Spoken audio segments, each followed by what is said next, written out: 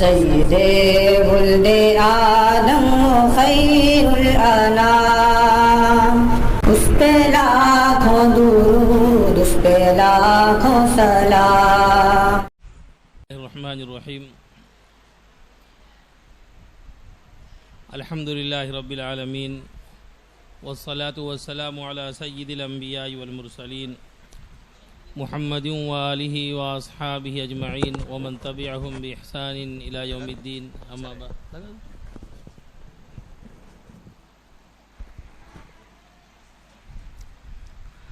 عزیز بچوں، جیسا کہ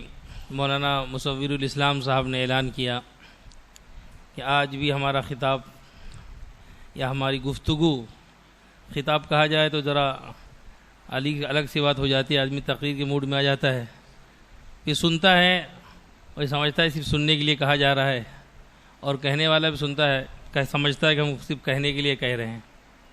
لیکن آج کی ہماری جو گفتگو بات چیت ہوگی، اس سلسلے کی تیسری کڑی، پہلی کڑی جو ہماری تھی کہ ہندوستان کے اندر مسلمان کب اور کیسے آئے، اور اس کے ذیل میں مجاہد اسلام جو ہندوستان میں جس کے ذریعے سے سب سے پہلے فوجی الغار ہوئی اور اس کے نتیجے میں ایک علاقہ فتح ہوا سندھ، محمد بن قاسم کا ذرا تفصیلی تذکرہ ہوا، اور پھر دوسرے حصے میں اسلامی حکومت جو مسلمانوں کی حکومت کہیں یا اسلامی حکومت کہیں جو ہندوستان میں قائم رہی، اور اس میں خاص طور سے مغل، اور مغلوں میں اورنگزیب عالمگیر رحمۃ اللہ علیہ کا کچھ ذکر ہوا۔ اور آج کی جو گفتگو ہماری ہے کہ ہندوستان سے جب مغلوں کی یا مسلمانوں کی حکومت کا خاتمہ ہوا، اور پھر یہاں پر دیگر قومیں، یورپین قومیں خاص طور سے انگریز اور پرتگالی اور نیدرلینڈ جسے ڈچ کہا جاتا ہے، اس طرح کی قومیں ہندوستان میں آئیں اور ہندوستان کے مختلف علاقوں پر انہوں نے قبضہ کیا اور پھر یہاں کے لوگوں کو غلام بنا لیا۔ اس کی ایک لمبی داستان ہے، وہ تو آپ کتابوں ہی میں پڑھ سکتے ہیں، یہ پونے گھنٹے اور آدھے گھنٹے کے لیکچر میں یہ سب عام باتیں نہیں آ سکتی، لیکن اگر ہمیں تفصیلات درکار ہیں تو ہمیں ہندوستان کی آزادی میں جن افراد نے، جن لوگوں نے حصہ لیا اور قربانیاں پیش کی، اس کی تفصیلات آپ کو ان کتابوں میں ملیں گی۔ بہرکیف، لیکن جب آزادی کی تحریک چلی اور آزادی کا مطالبہ ہوا اور ان قابض قوموں کو ہندوستان سے بھگانے کی بات چلی،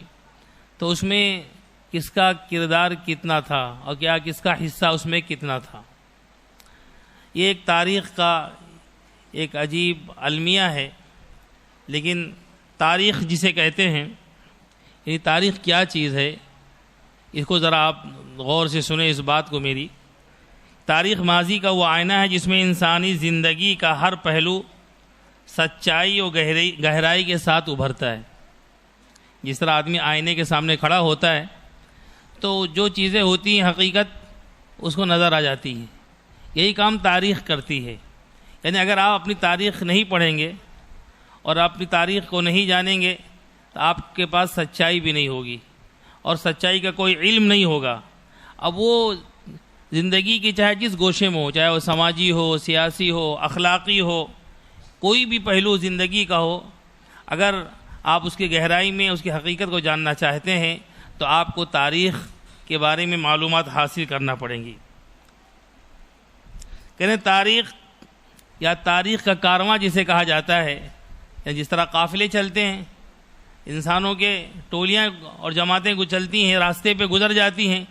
اسی طرح انسانی زندگی کے ساتھ ساتھ میں ایک تاریخ بھی چلتی ہے جسے تاریخ کا کارواں کہا جاتا ہے۔ تاریخ کارواں حیات کا حافظہ ہے جو اقوام عالم یا افراد اس حافظے کو کھو بیٹھتی ہیں وہ اپنا مستقبل تاریک کر لیتی ہیں، یعنی ان کا مستقبل بالکل اندھیرے میں چلا جاتا ہے۔ یعنی تاریخ یعنی ہمارا حال کیا ہے، یہ ہمارا ماضی جیسا تھا وہ حال ہے، اور مستقبل کیسا ہوگا، جو حال ہے وہ مستقبل ہوگا۔ لہذا ماضی، حال، مستقبل اگر اس کو آپ جاننا چاہتے ہیں تو اپنے احوال کو درست کرنا ہوگا، اپنے ماضی کو جاننا ہوگا اور اپنی تاریخ کو پہچاننا ہوگا۔ اسی نتیجہ یہ ہے کہ ہمارے ملک میں خاص طور سے یہ انگریزوں نے شروع کیا کہ تاریخ کو انہوں نے ایسا توڑ اور مروڑ کر اور ایسی غلط انداز سے لکھی کہ وہ جو غلط باتیں تھیں وہ آج بالکل سچائی بن گئی ہیں، اور انہی کی جو ہے مثالیں دی جاتی ہیں۔ نتیجہ یہ ہوتا ہے کہ اب آدمی جس نے تاریخ کو نہیں پڑھا ہے اور تاریخ کا حقائق کا جس کے پاس علم نہیں ہے، وہ یہ تمیز نہیں کر پاتا ہے کہ اس میں صحیح کیا ہے اور غلط کیا ہے۔ لہذا انسان اگر سچائی جاننا چاہتا ہے، حقائق جاننا چاہتا ہے اور زندگی کے ہر گوشے کے حقائق جاننا چاہتا ہے تو اس کے لیے ضروری ہے کہ وہ تاریخ سے اپنے آپ کو جوڑے اور اپنے آپ کو اس سے وابستہ کرے اور تاریخ کا مطالعہ کرے۔ یہ جو پروگرام آپ کا 10 روزہ تھا، اب ظاہر سی بات ہے اتنی دیر میں لوگ آپ کو کیا دے سکتے ہیں، لیکن وہ آپ کے اندر انہوں نے ایک طلب پیدا کی، آپ کو کچھ ٹیسٹ دیے انہوں زندگی کے مختلف گوشوں کے، جو ہماری زندگی کے مسائل ہیں، جو ہماری زندگی کے حقائق ہیں، جو ہمیں پیش آنے والے ہیں، چاہے وہ سماجی ہوں، اخلاقی ہوں، دینی ہوں، کیسے بھی ہوں۔ اس لیے مختلف عنوانات دیے گئے، مختلف باتیں کہی گئیں تاکہ اس کا کوئی ایک حصہ ہمارے سامنے آئے تو پھر ہمارے اندر جب طلب پیدا ہو تو اس پر ہم مطالعہ کریں، اس پر ہم پڑھائی کریں، پھر اس کو ہم آگے بڑھیں، پھر دیکھیں آپ کی زندگی جو ہے کس طرح سے سنورتی ہے، کس طرح سے بنتی ہے، پھر آدمی کے شخصیت میں کس طرح کا نکھار آتا ہے۔ مقصد اسی ہی ہے یہ پروگرام کرنے کا، اور جو 10 روزہ یہ اجلاس آپ کے سامنے یا 10 روزہ جو یعنی کیمپ تھا آپ کا، اسلامی کیمپ، تو ایک ہماری ایک زندگی کے حقائق کو جاننے کا کہ آج ہم کو پتہ ہی نہیں کہ ہماری زندگی کے حقائق کیا ہیں، ہماری زندگی کے مسائل کیا ہیں، ہمیں زندگی میں کیسے گزارنا ہے، ان کے لیے جو ہے یہ رکھا گیا ہے۔ تو بتائیں تاریخ یہی کام کرتی ہے، یعنی آپ کا جو ماضی ہے وہ کتنا شاندار ہے، یا ماضی میں جو غلطیاں ہوئی ہیں، کوتاہیاں ہوئیں، لغزشیں ہوئی ہیں، وہ غلطیوں کو ہم ان سے غلطیوں سے سیکھیں کہ غلطیاں نہ دہرائیں، اور جو ہماری زندگی کے حقائق وہ ہمارے سامنے آئیں، اور اس کے لیے مسلمانوں نے بڑی کوششیں کی ہیں۔ میں آپ کے سامنے علامہ شبلی نعمانی ایک بہت بڑے اسکالر ہندوستان کے قریب کی تاریخ میں ابھی گزرے ہیں، اور خطے اعظم گڑھ سے ان کا تعلق تھا۔ انہوں نے علی گڑھ مسلم یونیورسٹی میں سر سید احمد خان کے ساتھ بھی کام کیا، اور یونیورسٹی کو پروان چڑھانے میں، اس کے مرتبے کو بلند کرنے میں ان کا بڑا کردار ہے۔ اور پھر انہوں نے جہاں سے ہم نے تعلیم حاصل کی ہے، آپ کے مولانا مصور الاسلام صاحب نے دارالعلوم ندوۃ العلماء لکھنؤ، اس کے بانیین میں ہیں، اور اس کو ایک نیا رخ اور ایک نیا طرز دینے میں ان کا بڑا کردار اور کیریکٹر رہا ہے، اور بڑی یعنی 55 سال کے تقریباً عمر میں ان کا انتقال ہو گیا ہے۔ لیکن وہ چاہتے تھے کہ ہماری نسل اپنے ماضی سے وابستہ رہے، اپنے ماضی سے جڑی رہے، اور وہ اپنے ہیروز جو اس کے اصل ہیرو ہیں ان کو وہ پہچانیں۔ اس لیے آپ ان کی تالیفات، ان کی تصنیفات کا اگر آپ مطالعہ کریں تو اس پر زیادہ اسی بات پر زور دیا گیا ہے کہ کس طرح ہم اپنے ماضی سے جڑ کر رہیں، کیونکہ جب ہم اپنے ماضی کو جانیں گے، اپنے ماضی کو پہچانیں گے تو مستقبل کی تعمیر اسی کے لحاظ سے ہم کر سکیں گے۔ ان کا ایک شعر میں آپ کے سامنے پیش کرتا ہوں، یہ اسی کا تھا کرشمہ کہ عرب کے بچے، یہ اسی کا تھا کرشمہ کہ عرب کے بچے کھیلتے تھے دیوان گہے کسرا میں شکار۔ یعنی عرب جو بدو تھے، جاہل تھے، جن کی سماجی اور معاشرتی کوئی حیثیت نہیں تھی، لیکن ایک وقت آیا کہ عرب کے وہ بچے جو قیصر و کسرا ایران کا بادشاہ، جس کی تہذیب، جس کا کلچر، جس کا محل بڑے پائے کا تھا، اور دنیا کے اندر اس کی مثالیں دی جاتی تھیں، اس کی بلندی میں اس کی عظمت کی نشانی سمجھا جاتا تھا، جہاں داخلہ ممکن نہیں ہوتا تھا، اس کے صحن میں اور اس کے محل میں عرب کے بچے کھیلنے لگے، اس کے اندر وہ گھس گئے۔ کس بات میں؟ جب انہوں نے زندگی کے حقائق کو جانا، زندگی کے حقائق کو پہچانا اور اپنے رشتے کو اللہ سے مضبوط کیا، تو یہ دن بھی آ گئے۔ یہ اسی کا تھا نتیجہ کہ عرب کے رہزن، یہ اسی کا تھا نتیجہ کہ عرب کے رہزن فاش کرنے لگے جبریل امی کے اسرار۔ یعنی عرب کے وہ ڈاکو اور چور جو لوٹتے تھے لوگوں کو، مال ہڑپ کر لیا کرتے تھے، ایک وقت آیا کہ ان کی علمی قابلیت اور علمی صلاحیت ایسی ہو گئی کہ وہ جبریل امی جو اللہ کا پیغام لے کر زمین پایا کرتے تھے، اللہ کا پیغام اور اللہ کے اشارے نبی کو بتلایا کرتے تھے، وحی کے ذریعے سے ان رازوں کو وہ فاش کر رہے ہیں، ان کو کھول رہے ہیں دنیا کے سامنے۔ کون؟ عرب کے ڈاکو، عرب کے لٹیرے، قزاق جسے کہا جاتا ہے، عرب کے رہزن۔ تو یہ کمال ہوتا ہے میرے دوستوں، ماضی سے اپنے آپ کو جوڑنے کا، اپنے آپ کو وابستہ کرنے کا ہمیں ضرورت ہوتی ہے اس بات کی، اسی لیے اس طرح کے یہ سب پروگرام رکھے گئے ہیں۔ اگر آپ غور کریں گے تو یہ دو اشعار کے اندر پوری اسلامی تاریخ کا نچوڑ آ گیا ہے، پوری اسلامی تاریخ کو سمیٹ دیا گیا ہے ان اشعار کے اندر۔ بہرکیف ہماری گفتگو آج جو تھی وہ ہندوستان کے آزادی سے متعلق تھی۔ ہندوستان کی آزادی ہمیں ملی ہے 1947 میں۔ کب ملی ہے؟ 1947 میں باقاعدہ قانونی طور پر ہم آزاد ہو گئے ہیں، اور یہ کہا گیا کہ ہندوستان آزاد ہو گیا ہے۔ لیکن جب انگریز اس ملک کے اندر آئے، انگریز یعنی سب سے پہلے اگر آپ دیکھیں گے تو یورپ سے واسکو ڈی گاما ہندوستان آیا۔ پہلے اس نے افریقہ کا چکر لگا، اس کی تفصیلات ہیں، پھر وہ ٹہلتے گھومتے کسی طرح ہندوستان پہنچا، اور یوں اچانک نہیں پہنچ گیا تھا جو ہم لوگ پڑھتے ہیں بہت سی جگہوں پر کہ وہ سمندری سفر پہ نکلا، ایک بڑا جہاز راں تھا اور یوں ہی نکل پڑا، بلکہ اس کے پیچھے یورپ کے جو عیسائی تھے، ان کے جو پوپ تھے، ان کا ایک منصوبہ تھا۔ اس منصوبے کے تحت واسکو ڈی گاما جو ہے ہندوستان کی طرف آیا، نکلا تو ہندوستان کے لیے، لیکن ایک مرتبہ غلطی سے وہ افریقہ پہنچ گیا، پھر وہاں سے گھوم کر ہندوستان آیا، اور امریکہ کی طرف کولمبس کو بھیجا گیا، اور پھر یہاں کے احوال جب ان کے سامنے آئے تو انہوں نے شروعات تو تجارت سے کی، کہ ہندوستان میں شروعات انہوں نے تجارت سے کی، لیکن صرف تجارت نہیں کی۔ اس لیے آپ دیکھیں گے چاہے وہ انگریز رہے ہوں، چاہے وہ دیگر قومیں پرتگالی رہے ہوں یا دیگر رہے ہوں، ہندوستان میں آئے تو انہوں نے اس کے ساتھ ساتھ اپنے مذہبی لوگوں کو بھی ساتھ میں لے کر آئے۔ ان کے پادری آئے اور ان کے ساتھ چرچ کے لوگ آئے، اور وہ جہاں پر بھی کاروبار کرتے تھے، اور اس کاروبار جو کرتے تھے، چاہے وہ ایسٹ انڈیا کمپنی ہو اور چاہے وہ یہ پرتگالی ہوں، یہ جو بھی آئے ہندوستان کے اندر، تو ان کا اسپانسر تو چرچ ہوا کرتا تھا۔ چرچ جو ہے باقاعدہ ان کے پیچھے چرچ کی طاقت ہوتی تھی، چرچ کا سرمایہ ہوتا تھا، چرچ کی طرف سے ان کی فوج ہوا کرتی تھی جو ان کی حفاظت کرے۔ ایک مذہبی فکر لے کر، ایک مذہبی سوچ لے کر، جس طرح ان کو یعنی ماضی میں ان کی ٹکر ہوئی تھی صلاح الدین ایوبی سے اور دیگر حکمرانوں سے اور اسلامی سلطنتوں سے، تو ان کے اسی فکر کے ساتھ یہ پوری دنیا میں جو اپنی حکومتیں قائم کرنا چاہتے تھے، چاہے وہ اندلس میں گئے، چاہے دیگر ممالک میں گئے، تو وہی سوچ کے ساتھ ہی یہاں پر آئے۔ اس لیے آپ دیکھیں گے کہ جہاں پر بھی گئے تو ان سے کوئی دوسرا مذہب ٹکرایا نہیں، کہ اس مذہب کے اندر بڑی وہ ہیں، نرمیاں ہیں، اور وہ کسی چیز میں شامل ہو جاتے ہیں۔ لیکن جب ان کا پالا یا ان کا واسطہ مسلمانوں سے پڑا تو وہاں پر ٹکراؤ ہوئے، اور اس ٹکراؤ کے نتیجے میں ایک مارکا سرگرم ہو گیا۔ جب تک یہ کمزور رہے، دبے رہے، لیکن جہاں بھی ان کو موقع ملا، انہوں نے آئے تو یہ اکبر کے زمانے میں تھے اور اجازت لی تھی، انہوں نے تجارت کی، لیکن اورنگزیب عالمگیر رحمۃ اللہ علیہ جو ایک دور اندیش اور ایک اسلامی اگر کہا جائے ایک حاکم تھے حقیقی معنوں میں، اگر ہندوستان کے اندر اسلامی حکومت کسی نے قائم کی ہے اور اسلامیات پر مکمل طور پر عمل کیا ہے تو چند گنے چنے بادشاہ ہیں۔ ان میں سے سب سے نمایاں نام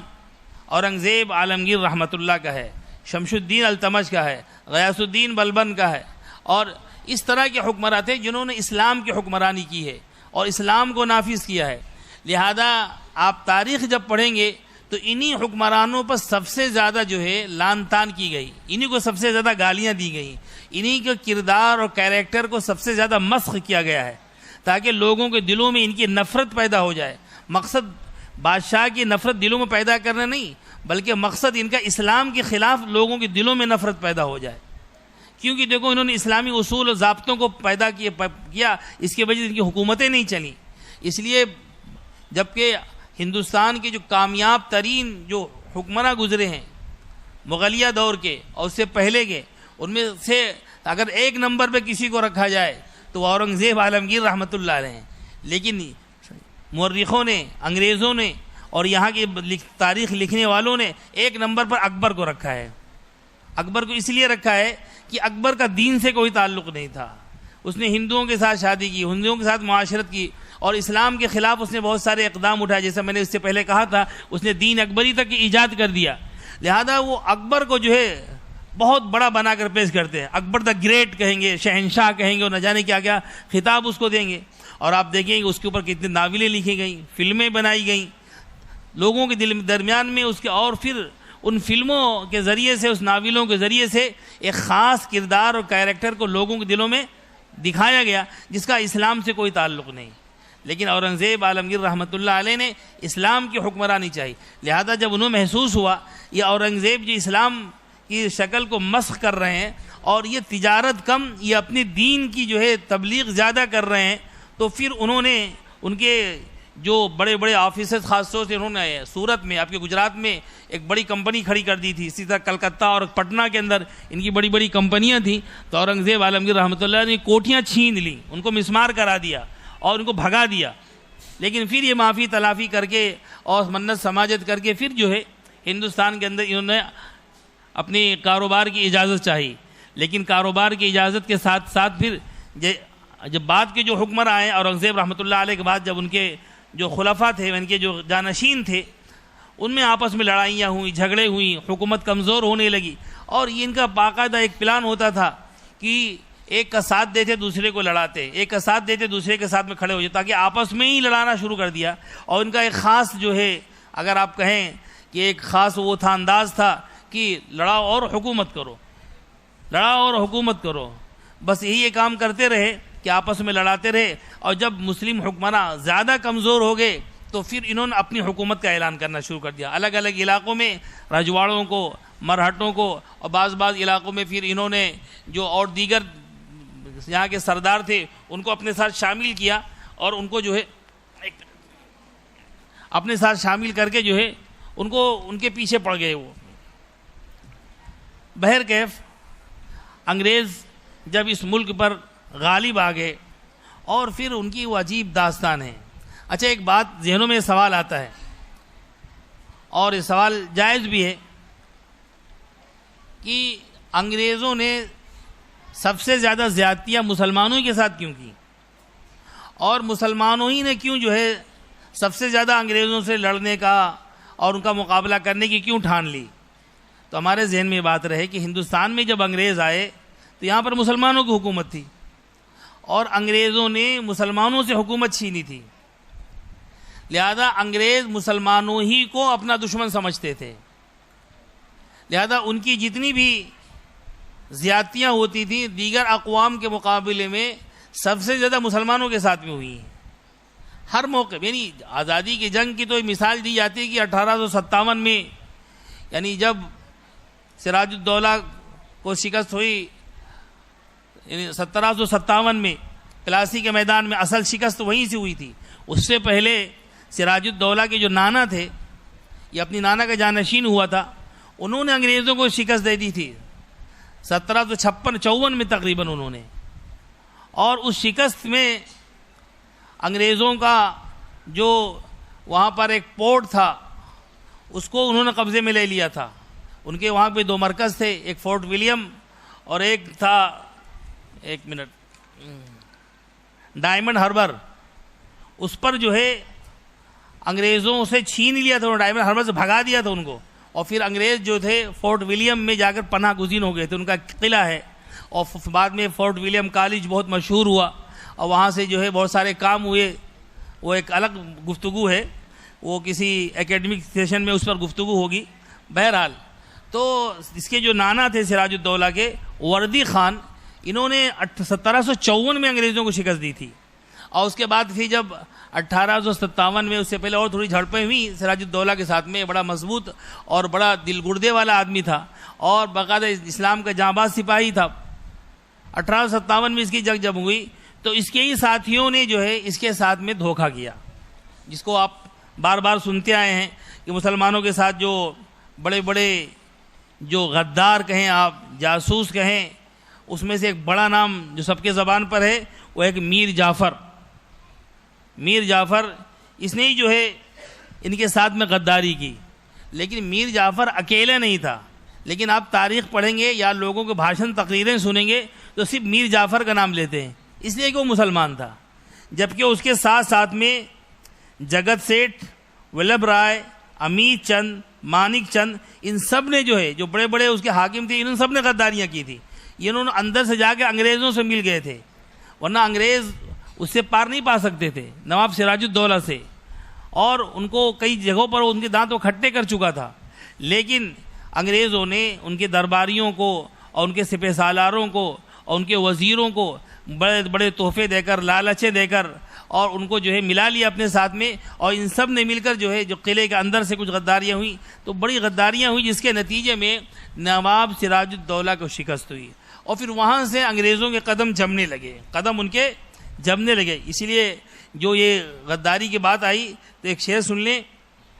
دو چار کو بھلے ہی وفادار نہ کہیں، میر جعفر پہ بات آئی، دو چار کو بھلے ہی وفادار نہ کہیں لیکن تمام قوم کو غدار نہ کہیں۔ کسی قوم میں اگر کوئی غدار پیدا ہوگا تو پوری قوم کو اسے غداری کہنا یہ مناسب نہیں ہے۔ کانٹے بھی نوک زن ہے گلے تر کے ساتھ ساتھ، جے چند کا بھی نام ہے جعفر کے ساتھ ساتھ۔ جعفر کے ساتھ جے چند نے بھی غداری کی، لیکن جے چند کا ذکر کہیں نہیں ہوگا، صرف میر جعفر اور میر صادقی جو ہوں گے۔ اور ہمارے ہاں اگر کسی کی غداری کی مثال دی جاتی ہے تو محاورہ ہے، یہ تو میر صادق والا کام انہوں نے کیا اور میر جعفر والا کام انہوں نے کیا۔ تو یہ بھی ایک حکمت عملی ہوتی ہے کسی قوم کو ذہنی طور پر کمزور کرنے کے لیے، احساس کمتری میں مبتلا کرنے کے لیے۔ اس کی ایک بڑی مثال میں کہوں گا، اس کا تذکرہ ابھی آگے آئے گا۔ ٹیپو سلطان رحمۃ اللہ علیہ،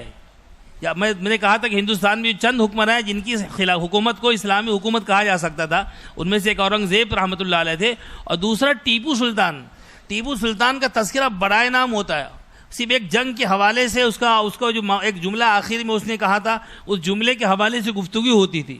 جبکہ ٹیپو سلطان کی جو سوچ تھی وہ عالمی سوچ تھی۔ اس کے جو آپ پڑھیں، اس کی تحقیقات میں جائیں، میں اپنے طلباء سے کہوں گا کہ آپ ضرور ٹیپو سلطان کے بارے میں پڑھیں، ضرور پڑھیں، تو آپ کو معلوم پڑے گا کہ مطلب وہ ٹیپو سلطان تھا کیا۔ یعنی وہ ایک ایسا بہادر اور ایسا اسلام کا جانباز سپاہی، اور ایسا جو ہے اس کے اندر اسلامیہ حمیت غیرت ایسی کوٹ کوٹ کے بھری ہوئی تھی جس کا تصور نہیں کیا جا سکتا۔ خود اس کا باپ حیدر علی بھی اسی اس میں تھا، اور پھر ٹیپو سلطان بھی، جبکہ حیدر علی بہت زیادہ پڑھا لکھا نہیں تھا، لیکن اس نے بچے کی تعلیم کا جو ہے اچھا نظم کیا تھا، اور پوری جو ہے اس کی تربیت کی تھی، جس کا نتیجہ تھا کہ 17-18 سال کی عمر میں ہی جو ہے وہ بڑا یعنی ایک جانباز سپاہی بھی تھا اور ایک مفکر بھی تھا۔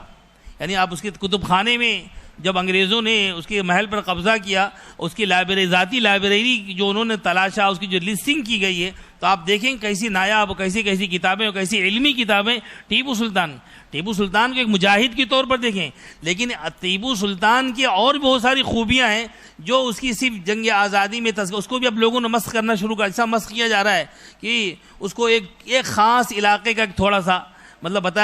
علاقے میں اس نے حکومت کی، جبکہ اس کا خواب ایسا تھا، اس کا جو ہے اگر سوچ ایسی تھی، ہندوستان چھوڑیے پورے عالمی پیمانے پر جو ہے اس کی مطلب اسلامیات کے بارے میں، اسلامی حکومت کا خواب وہ دیکھا کرتا تھا، اور انگریزوں سے لڑنے کے لیے اس نے انٹرنیشنل سطح پر جو ہے سفارت کی تھی۔ ترکی کے خلیفہ سلیم کو جو ہے اس نے سفارت بھیجی، نپولین کی بھیجی، پیرس میں بھیجی، پرتگالیوں سے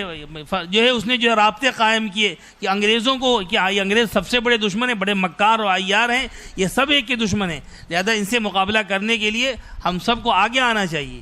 اور پھر اس کے ساتھ پھر اس کے لیے جو اس نے تیاریاں کی، اس کو پتہ ہو گیا تھا کہ اب ہم ان کا مقابلہ، یا اب جو جنگیں ہوں گی اب صحرا میں اور جنگلوں میں اور میدانوں میں نہیں ہوں گی، اب اس کا دور ختم ہو رہا ہے، اب جنگیں سمندری راستوں سے، بحری راستوں سے ہوں گی، لہذا اس نے بحری بیڑے تیار کرنے، 100 بحری جہاز اس نے تیار کرنے کا حکم دیا، اس کے لیے اس نے کارخانے لگائے، اس نے اسلحہ فیکٹریاں بنائیں، اور ابھی جلدی میں امریکہ سے ایک کتاب شائع ہوئی، امریکہ سے، میں مصنف کا نام بھول رہا ہوں، اس کا یاد نہیں ہے میرے ذہن میں، اس میں راکٹ کے بانی کون ہیں، راکٹ کس نے ایجاد کیا ہے، تو اس میں ٹیپو سلطان کے والد حیدر علی ٹیپو سلطان کا نمایاں نام ہے کہ اس کے بانیوں میں سے یہ ہیں۔ اور باقی جب اس نے اپنی سفارت ترکی بھیجی تھی وہاں کے خلیفہ کے پاس میں، کیوں ترکی کا عالم اسلام کے ایک بڑے حصے پر جو ہے حکومت تھی اور بڑی طاقت سمجھی جاتی تھی، اور ان سے اس نے مدد بھی مانگی تھی، تو اس نے تحفے کے اندر یہاں سے راکٹ بھیجوائے تھے، تحفے میں راکٹ بھیجے تھے. تو بڑا اس کا کارنامہ اور بڑی چیزیں اس کی ہیں ٹیپو سلطان رحمۃ اللہ علیہ کی، اور اس نے کہیں پر کبھی مداہنت نہیں کی. آپ دیکھیں گے ٹیپو سلطانی کی ایک حکومت ایسی ہے، جب اس نے انگریز اس ملک میں آ گئے اور ملک میں طاقتور ہو گئے اور چاروں طرف سے انگریزوں کے وہ نرغے میں تھا، تب اس کی حکومت قائم ہوتی ہے،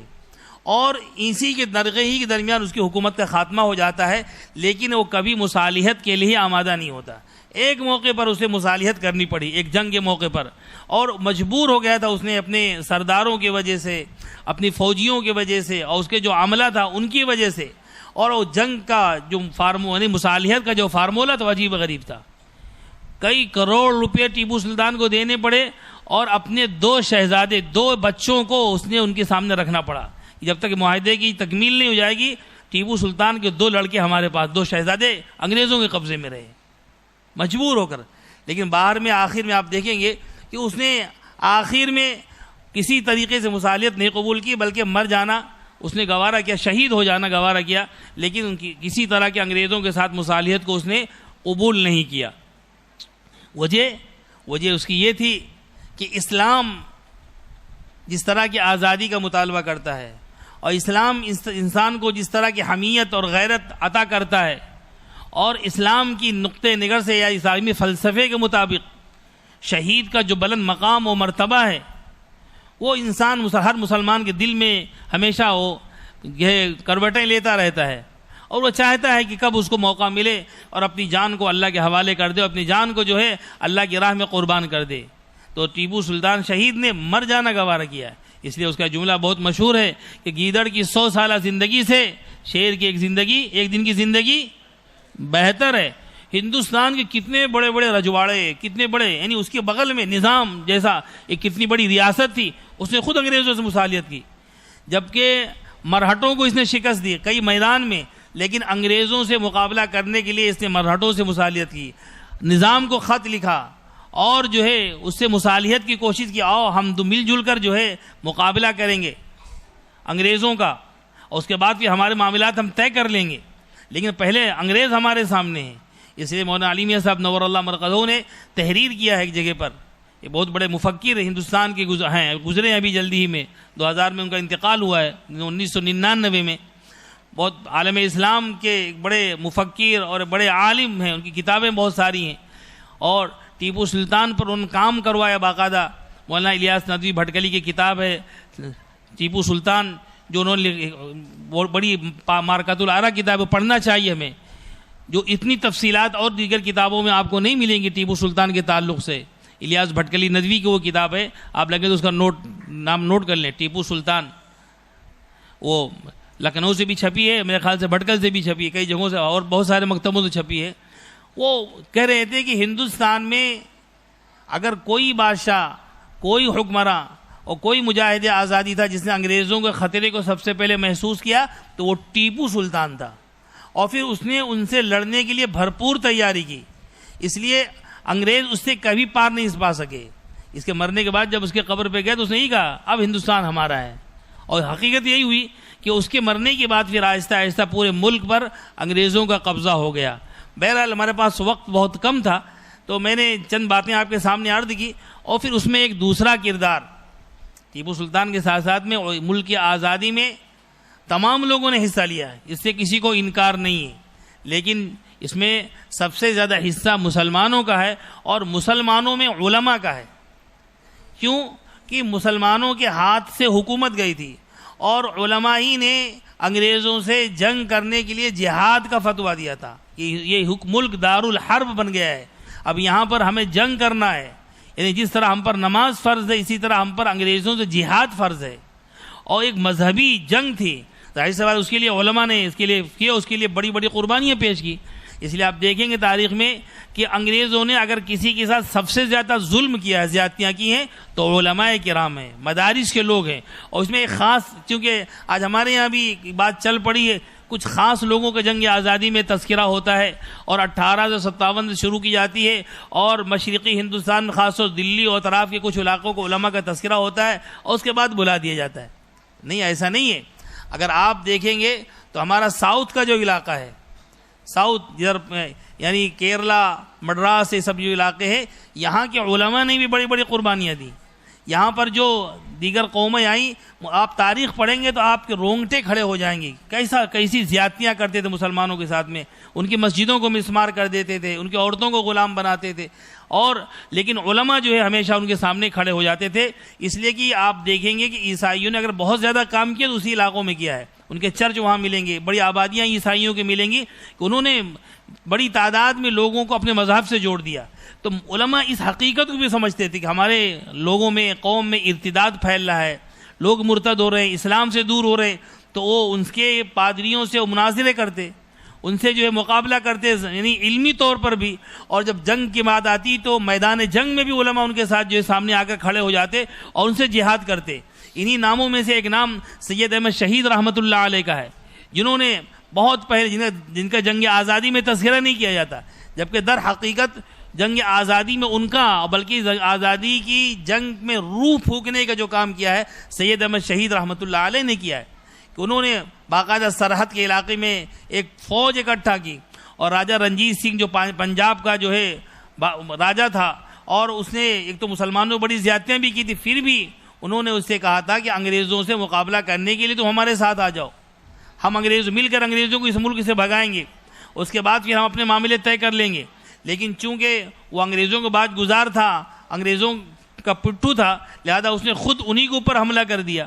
اور ایک مرتبہ اس کو شکست ہوئی. لیکن بعد میں خود اس نے جو ہے سید احمد شہید رحمۃ اللہ علیہ ان کے پورے قافلے تقریباً 500 لوگوں کو شہید کیا بالا کوٹ کے میدان میں. بالا کوٹ جو آج پاکستان میں ہے، وہاں پر اس میدان کے اندر ان کو شکست ہوئی. لیکن جو وہاں پر ایک بظاہر ان کو شکست ہوئی، لیکن ان کے قافلے میں جو دیگر علماء کرام تھے وہ ملک کے مختلف علاقوں کے اندر پھیل گئے. آپ تاریخ میں ان کے نام پڑھیں گے، ان کی تاریخیں پڑھیں گے، اس میں خاص طور سے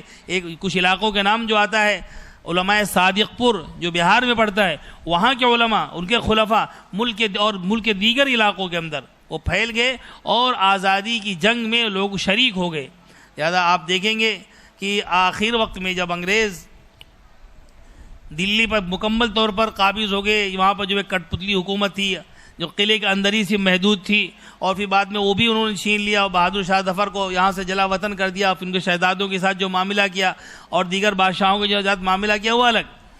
مسلمانوں کے ساتھ خود دلی کے اندر مسلمانوں کی مطلب اگر کہا جائے قتل عام کیا گیا. اور تاریخ میں وہ تاریخیں جو خود انگریزوں نے لکھی ہیں اس کے اندر یہ صراحت ہے، جو اتنے متعصب ہیں جس میں تذکرہ وہ نہیں کرتے. تقریباً 52,000 علماء کو صرف دلی اور اطراف دلی میں شہید کیا گیا. کہنے آپ باہر نکلتے دلی سے کوئی درخت ایسا نہیں ملتا جس پر کسی کی لاش نہ لٹکی ہوئی ہو، اور وہ کسی مولوی کی لاش ہوتی تھی. اور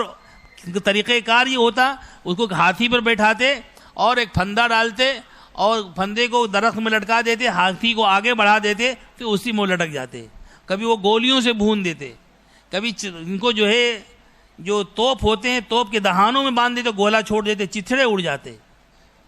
بڑی بے دردی کے ساتھ، بڑی زیادتیوں کے ساتھ. یعنی انگریز مورخین نے لکھا ہے کہ ایسی زیادتیاں کی ہیں جو کسی انسانیت کے ساتھ تصور، جانوروں کے ساتھ انسان تصور نہیں کر سکتا، جس نے ہماری عیسائیت کو بدنام کر کے رکھ دیا ہے. انہوں نے اس بات کو قبول کیا ہے کہ اتنی زیادتیاں کی. لیکن کیوں؟ کیونکہ مولوی اور علماء دین کے حاملین، شریعت کے حاملین، یہ جگہ جگہ پر ان کو ٹکر دے رہے تھے، ان کا مقابلہ کر رہے تھے. نتیجہ یہ ہوتا تھا کہ ان کے مقابلے کی وجہ سے ان کے سب سے بڑے وہ دشمن بن جایا کرتے تھے. تو چونکہ میرے پاس، میں نے جیسا کہا کہ تفصیل کا موقع نہیں تھا کہ بہت تفصیل کے ساتھ میں آپ سے آج گفتگو کرتا، لیکن جو باتیں ہمارے ذہن میں تھیں آزادی کے تعلق سے، میں نے یعنی بیچ میں اس کے کوئی ترتیب قائم نہیں رہ سکی کہ ترتیب وار میں آپ کے سامنے رکھتا، چونکہ اس میں بہت زیادہ ہمارا ٹائم جاتا. لیکن پھر بھی میں نے آپ کے سامنے کچھ باتیں رکھی ہیں اور یہ ہمارے ذہن میں یہ رہے کہ ہمیں جو ہے خاص طور سے ہندوستان کی تاریخ کا اثر نو مطالعہ کرنا. ایک تو ہم جو اسکول اور کالج میں پڑھتے ہیں، جو یہاں کے لوگوں نے تاریخ ہمیں لکھ کے دی ہے، ایک تاریخ تو وہ ہے جو حقیقی تاریخ سے ایک دم الگ ہے. آپ اگر اس کو حقیقی تاریخ سے موازنہ کریں گے، اس کو آپ ملائیں گے تو اس میں بڑا فرق آپ کو نظر آئے گا کہ اس میں اور اس میں زمین آسمان کا فرق دکھائی پڑے گا۔ اس لیے ہمارا اپنے بچوں سے گزارش ہے کہ آپ چھوٹی چھوٹی کتابیں بہت ساری، ایک جیسے ہندوستان کی تاریخ ہے، بہت مختصر کتاب ہے، لیکن اس کے اندر آپ کو صحیح طور پر ہندوستان کی تاریخ ملے گی۔ اس کے علاوہ اور بھی اب بہت ساری کتابیں بازار میں آ گئی ہیں، تاریخ آزادی میں علماء کا کردار، مسلمانوں کا کردار اور کیریکٹر۔ آپ صرف اس کو جو ہے گوگل پہ نہ دیکھیں، گوگل پہ بھی کچھ سلیکٹیو چیزیں ہوتی ہیں اور وہ بہت زیادہ معتبر آپ ہم نہیں کہہ سکتے، پتہ نہیں کن لوگوں کی ہیں اور کس نے اپلوڈ کی ہیں، کس طرح سے کی ہیں۔ لیکن جب آپ تاریخ جاننا چاہتے ہیں، تاریخ پڑھنا چاہتے ہیں، تو اس کے لیے جو اس لائن کے جانکار ہیں، جو آپ کے اساتذہ ہیں، ٹیچر ہیں، علماء ہیں، ان سے رجوع کر کے ان کے مشورے کے ساتھ کتابیں پڑھیں اور پھر آپ اپنے مطالعے میں اس چیزوں کو رکھیں تو آپ کو معلوم پڑے گا کہ ہندوستان کی تاریخ میں مسلمانوں نے کیسا کردار ادا کیا ہے۔ اور جیسا کہ میں نے کہا، اس کردار کا، ان تاریخ کے کرداروں میں سے ایک بہت بڑا کردار، ایک بہت بڑا کیریکٹر جو ہمارے لیے اگر کہا جائے ایک مہمیز کا کام کرتا ہے اور ہم کو آگے بڑھنے کی ایک جو ہے، اگر ہمارے دلوں کے اندر حریت، آزادی اور دین پر عمل پیرا ہونے کا جذبہ پیدا کرتا ہے، تو اس میں ایک شخصیت جو ہے ٹیپو سلطان رحمۃ اللہ علیہ کی ہے۔ یعنی انگریزوں کی آپ دیکھیں گی، ان کی مسلمانوں سے دشمنی، خاص طور سے ٹیپو سے کتنی سخت ان کو دشمنی تھی، میں نے اپنے بچپن میں دیکھا، اب آپ لوگوں کو بہت سارے معلوم پڑا ہوگا۔ ٹیپو نام جو ہے وہ اپنے کتوں کا رکھا کرتے تھے، ٹیپو۔ مجھے خود یاد ہے کہ ہمارے خاندان میں ایک کتا تھا، اس کا نام بھی ٹیپو تھا، تو انہوں نے اپنے کتوں کا نام ٹیپو کو دیا، وہ ٹیپو سے اتنی جلن اور حسد ہونے کی وجہ سے۔ اس لیے آپ دیکھیں گے کہ جو آج کل